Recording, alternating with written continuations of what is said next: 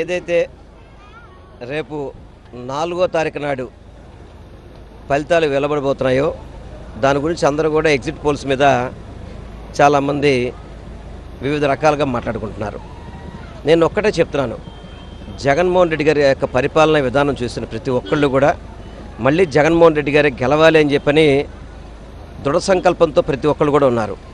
100% రేపు 4వ తారీఖు వచ్చే ఫలితాల్లో ఆంధ్ర రాష్ట్ర ముఖ్యమంత్రిగా ఆంధ్ర రాష్ట్ర వైఎస్ఆర్సీపీ పార్టీ ప్రబంధనం సృష్టించబోతుంది. దీంట్లో అనేక రకాల విశ్లేషణలు, అనేక రకాలుగా పక్షపాతంగా చూపెట్టే సర్వేలు కూడా మనం చూసాం. ఇవన్నీ కూడా మా ముఖ్యమంత్రి గారు ఒకటే చెప్తారు, నేను ప్రజల్ని ఆ దేవుణ్ణి నమ్ముతా అని చెప్పని. ఇద్దరు కూడా జగన్మోహన్ రెడ్డి గారితో పాటు ఉన్నారు. రేపు 9వ తారీఖు నాడు జగన్మోహన్ రెడ్డి అనే పదం మనం అందరం కూడా వినపోతున్నాం. ప్రతి ఒక్కళ్ళు కూడా దానికి సంసిద్ధంగా ఉన్నారు. ఎందుకంటే జగన్మోహన్ రెడ్డి గారి యొక్క పరిపాలన చూసినా కానీ, సంక్షేమ పథకాల అమలు చూసినా కానీ ప్రతి ఒక్కళ్ళు కూడా జగన్మోహన్ రెడ్డి గారు మళ్ళీ కావాలని చెప్పని ఆంధ్ర రాష్ట్ర ప్రజలందరూ కూడా కోరుకుంటున్నారు. గతంలో చంద్రబాబు నాయుడు ఏం మాట్లాడాడో మనం చూసాం.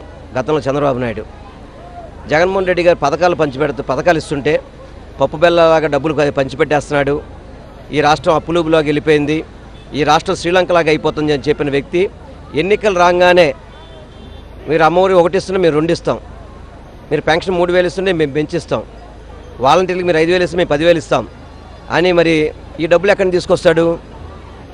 మరి ఇప్పుడు రాష్ట్రాన్ని మరీ అప్పులుబులో దించుతాడా? ఎందుకంటే చంద్రబాబు మాటలు నమ్మేవాళ్ళు ఎవరు లేరు. ఈరోజు ఆయన ఎన్ని మాటలు చెప్పినా ఆయన మేనిఫెస్టోని ఒక చిత్తు కాగితంలాగా ఆయనతో పొత్తున్న భారతీయ జనతా పార్టీనే ఆ మేనిఫెస్టో పట్టుకోవడానికి ఆలోచించారు.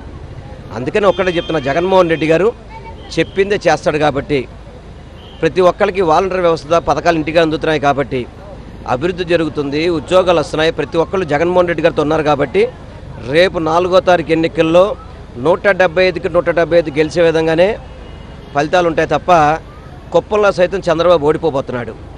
ఇది వాస్తవం. ఎవరు చెప్పినా చెప్పకపోయినా కానీ కుప్పంలో కూడా చంద్రబాబు ఓడిపోబోతున్నాడు. ఇది వాస్తవం. తప్పకుండా జగన్మోహన్ రెడ్డి గారు మరొక్కసారి రేపు 4వ తారీఖు ఫలితాల తర్వాత ముఖ్యమంత్రిగా ప్రమాణ స్వీకారం చేయబోతున్నారని చెప్పి మాత్రం నేను మీతో చెప్పగలుగుతున్నాను.